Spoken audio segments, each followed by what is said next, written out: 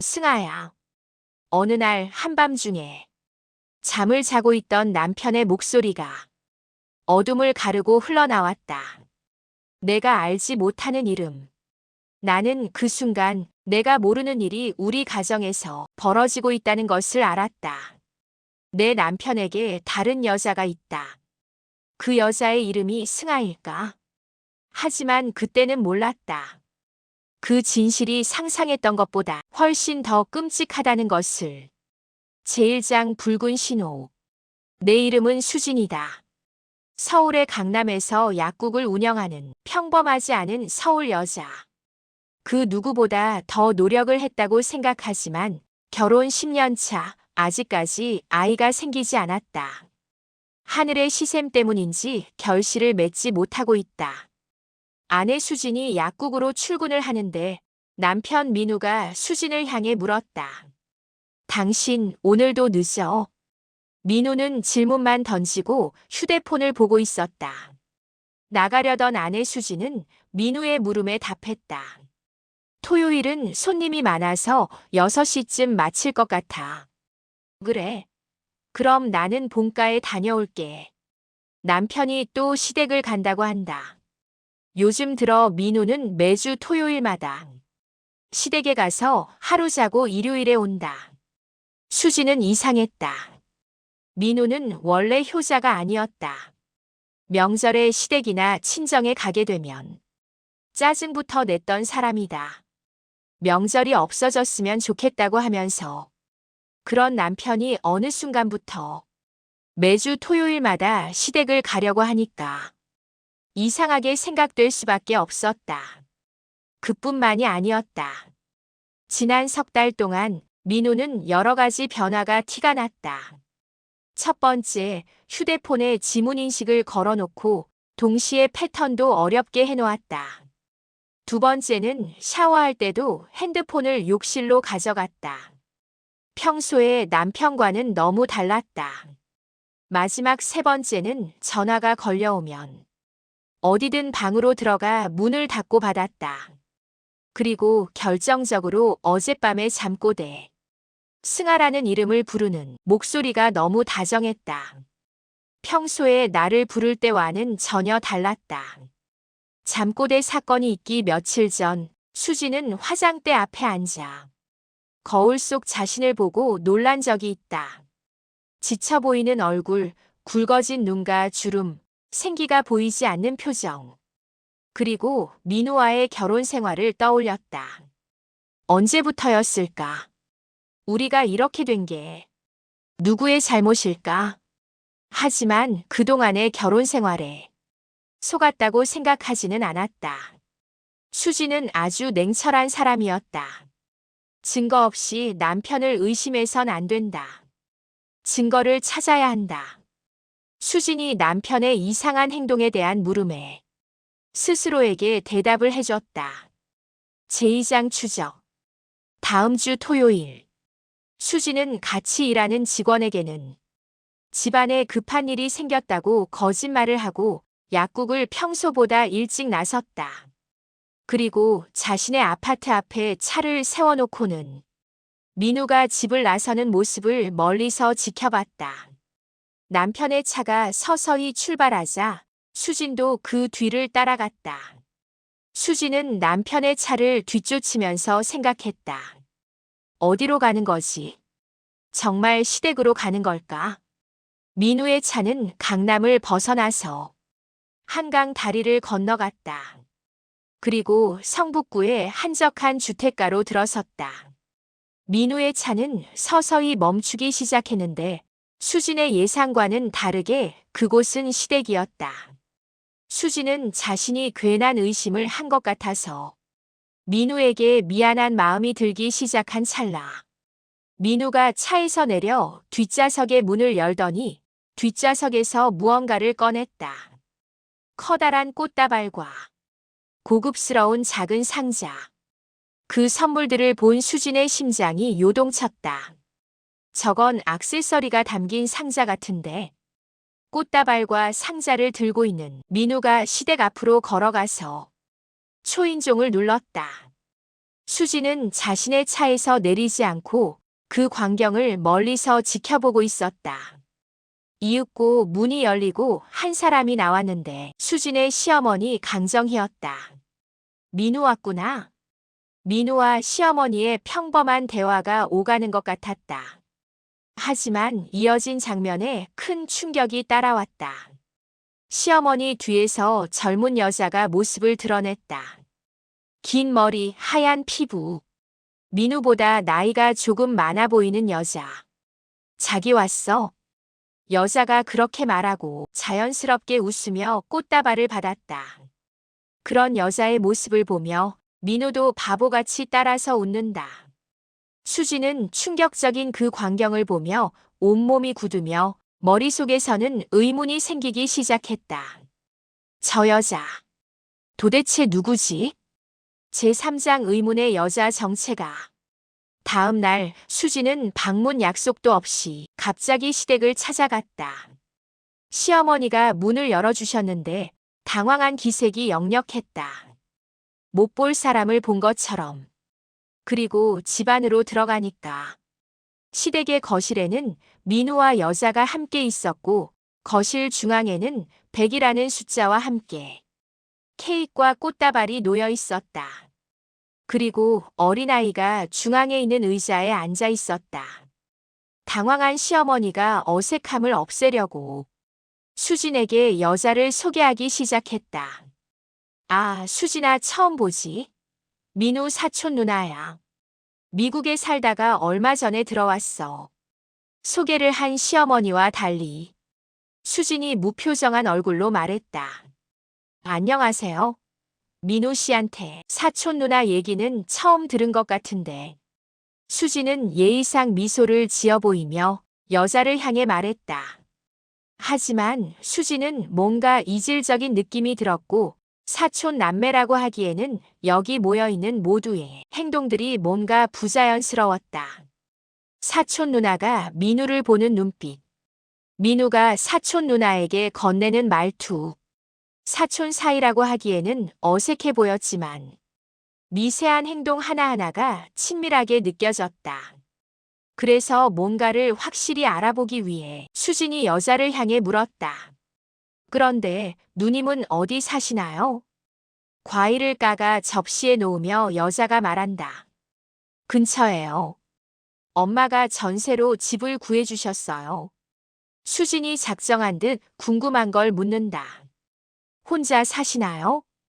여자가 수진을 빤히 바라보며 말했다. 마치 혼자만 가지고 있는 귀한 것을 남들에게 보란 듯 자랑하듯이. 아니요. 딸이 하나 있어요. 그 말을 듣는 순간 수진의 심장이 멎었다. 딸. 여자가 곤히 잠들어 있는 어린아이를 바라보며 말했다. 승아라고 해요. 7살. 승아. 언젠가 밤에 민우가 잠꼬대로 부른 그 이름. 그 이름이 여자의 입에서 나왔고 수지는 문득 이런 생각이 들었다. 이 여자 수상하다. 제사장 뜻밖의 침입자. 시댁에서 충격을 받고 돌아온 지 일주일이 지났다. 언제 그랬냐는 듯이 평범한 일상생활이 계속되던 화요일 저녁이었다. 수진이 평소처럼 약국을 마치고 피곤한 얼굴로 집에 돌아왔을 때 현관에 낯선 여자의 신발이 놓여 있었다. 의아한 상황에 거실로 들어가자 사촌 누나 서연이 소파에 앉아 남편 민수와 이야기를 하고 있었다. 그리고 옆에는 작은 여자아이. 승아.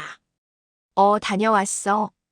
사촌 누나 서연이 말하며 태연하게 웃었다. 수지는 서연을 무시하고 민우를 바라봤다. 민우가 난처한 표정으로 말했다. 수진아, 서연 누나가 전세집 계약이 꼬이는 바람에 잠깐만 우리 집에 있기로 했어. 수지는 어이가 없다는 표정을 지으며 민수를 향해 말했다. 얼마나 잠깐인데요. 민수가 수진을 보며 사정하듯 말했다. 2주. 딱 2주만 사정 좀 봐주자. 누나 서연이 미안한 얼굴로 말했다. 옳게 미안해요. 정말 급하게 일이 터져서. 서아도 있고 한데 엄마 집은 조금 좁아서요. 수지는 민수에게 안겨있는 승아를 내려다봤다. 순간 수지는 있을 수 없는 상상을 했다. 큰 눈, 긴 속눈썹. 남편 민수를 닮았다. 사촌 사이니까 닮은 건가? 쓸데없는 상상을 한 것 같아서. 고개를 한번 저은 후 수진이 말했다. 괜찮아요. 어쩔 수 없는 것 같네요. 그렇게 하세요. 그렇게 말한 후 수진은 안방으로 들어갔다. 안방으로 들어가는 수진을 따라 민수가 같이 들어오며 아내에게 변명을 늘어놓기 시작했다. 미안해. 내가 거절할 수가 없었어. 가족이잖아. 민수의 얘기를 듣고 수진은 어처구니가 없다는 얼굴로 말한다. 가족. 짧은 말을 뱉은 후 수진이 비웃으며 말했다. 가족이면 사전에 상의도 없이 막무가내로 들어와도 되는 거예요. 그리고 나는 당신한테 어떤 존재야? 수진아. 민수가 아내를 달래려 다가가며 말했지만 그런 수진은 뒤로 물러서며 말했다. 그만됐어요. 딱 2주 만이에요. 수진은 이 일이 단지 시작일 뿐이라는 것을. 그리고 이 일이 불러올 파장을 그때는 몰랐다. 제5장 내 결혼 생활에 금이 간다. 서연과 승아가 집으로 들어온 후 집안의 분위기가 이상하게 변했다. 민호는 매일 저녁 승아와 놀아줬다. 그림을 그려주고 책을 읽어주고 인형놀이까지 했다. 그리고 수진이 일을 마치고 집으로 돌아오면 그들 세 사람은 이미 저녁을 먹고 있었다. 옳게 왔어. 밥을 조금 남겨뒀는데 승아가 배고프다고 해서 먼저 먹었어. 서연은 항상 친절하게 말했다. 하지만 그런 서연에게서 항상 이질감이 느껴졌다. 그리고 수지는 느끼고 있었다. 이 여자가 지금 주인 행세를 하려 한다고. 어느 금요일 밤, 수지는 약국의 재고 정리 때문에 늦게 집으로 돌아왔다. 서연이네가 집으로 들어온 후부터 내 집으로 들어가기가 왠지 불편했다. 엘리베이터에서 내려 집으로 들어가려는데 현관문이 살짝 열려 있는 것이었다. 의문을 품고 조용히 들어가자 거실에서는 웃음소리가 들렸다. 자기, 거기 좀 더 세게 눌러줘. 허리가 너무 뭉쳤어. 여기? 응, 거기. 수진이 거실로 들어서자 민우가 서연의 등을 마사지하고 있었다. 아니, 마사지라고 하기엔 너무 가까웠다. 그리고 가만히 서 있는 서연을 보고 두 사람은 깜짝 놀라서 떨어졌다. 뭐 하는 거예요? 떨어지는 두 사람을 보고 수진이 말했다. 수진의 목소리는 얼음처럼 차가웠다. 아, 누나가 허리가 아프다고 해서. 민수가 어정쩡한 상태로 말했다. 그런 민수를 보고 수진이 쏘아붙이듯 말한다. 허리가 아프면 병원을 가든지 파스를 붙이든지 하지 왜 남의 남편한테 몸을 맡겨요? 그 말을 들은 서연이 당황한 얼굴로 일어서며 말했다. 옳게, 그건 오해야. 그냥 허리가 좀 뭉쳐서. 오해요? 그 말을 들은 수진이 차갑게 웃으며 말했다. 그리고 두 사람을 동시에 쳐다보며 말한다. 둘이 대체 무슨 사이예요? 제6장 민수의 고백. 서연은 승아를 데리고 작은 방으로 들어갔다. 그리고 민수가 수진과 함께 안방으로 들어갔다. 민수가 무언가 결심한 듯 수진을 불렀다. 수진아.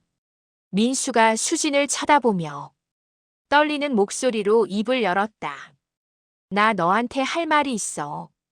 아내 수진도 민수의 입에서 나오는 말을 들을 준비가 됐다는 듯이 팔짱을 끼며 말했다. 말해봐요. 도대체 무슨 사이인지. 민우가 차마 수진을 보지 못하겠다는 듯 눈을 감은 채 말했다. 승아는 내 딸이야. 그리고 두 사람의 침묵. 수지는 아무 생각도 나지 않는 듯 아무 말도 하지 못했다. 멀뚱히 서 있는 수진을 보며 민수는 변명 아닌 변명을 늘어놓았다. 서연이랑 잔 건 아니야. 그건 절대 아니야. 그럼 어떻게 당신 딸이에요? 수지는 말도 안 되는 변명을 늘어놓는 민수를 향해 어이가 없다는 듯이 말했다. 민수가 고개를 숙인 채로 말했다. 5년 전 일 기억나? 우리가 시험관 시술하려고 병원을 드나들었을 때 그 말을 듣고 수지는 도대체 그 일이 지금 상황과 무슨 상관이 있는지 이해할 수가 없었다. 결혼 5년 차 아이가 생기지 않아 병원을 찾았다. 수지는 난임 진단을 받았었다. 그리고 여러 번의 시험관 시술을 했다. 그렇게 여러 개의 배아를 만들었고 하나를 이식했지만 임신에는 실패했다. 그리고 나머지 배아는 냉동 보관했다. 병원에서 연락이 왔어. 냉동해 둔 배아의 보관 기간이 끝나간다고. 수지는 기억이 났다. 냉동 배아는 5년간 보관할 수 있었다. 그 이후에는 폐기하거나 연장하거나 둘 중에 하나를 선택해야 한다. 민수와 그에 대해서 여러 번 상의를 했다. 그들은 둘 다 지칠 대로 지쳐 있었다. 그리고 수지는 더 이상 시술을 하고 싶지 않았다. 그래서 냉동 배아를 폐기하기로 했었다. 민수가 미안하다는 듯이 수진을 쳐다보며 얘기했다. 그 배아를 서연이가 가져갔어. 뭐라고요? 수진이 놀란 얼굴로 말했다. 그런 수진을 보며 민수가 말을 이어갔다. 서연이가 미국에서 이혼하고 혼자가 되었을 때 아이를 가지고 싶었대. 그런데 미국에선 혼자 시술하기가 어려웠나 봐. 수지는 그 말을 듣고 다음 상황이 머리로 상상이 되어 숨이 막혀왔다. 민수가 미안한 표정으로 말을 한다. 그래서 한국으로 들어와서 내 배아를 자기 자궁에 이식했어. 서연이 분노에 차서 말했다. 내 허락도 없이 그랬다고요? 민수가 안절부절 못하며 말했다. 서연이가 엄마한테 부탁했대. 그리고 엄마가 병원에 연락해서 허락했대. 수지는 분노에 온몸이 떨려왔지만 자세를 바로잡고 말했다. 그래서 승아는 당신 딸이라고. 민수가 떨리는 목소리로 말했다. 유전적으론 너하고 나 사이의 아이야. 하지만 서연이의 뱃속에서 나온 거고 일이 그렇게 된 거야. 수지는 자리에 주저앉으며 말했다. 당신은 언제부터 알았어요? 승아가 태어나고 1년 뒤에 서연이가 나한테 연락했어. 처음엔 나도 믿을 수 없었어. 후련하다는 듯이 말하는 민수를 보며 수진이 말을 했다. 그럼 지난 5년 동안 당신은 알고 있었다는 거네요. 민수는 그 물음에 아무런 말도 하지 못했다. 그렇게 그 둘만의 시간이 지나갔다. 제7장 돈의 흐름. 다음 날 수지는 은행으로 가서 계좌를 확인했다. 그리고 그들의 공동 명의의 통장에서 1억 원이 빠져나간 것을 발견했다.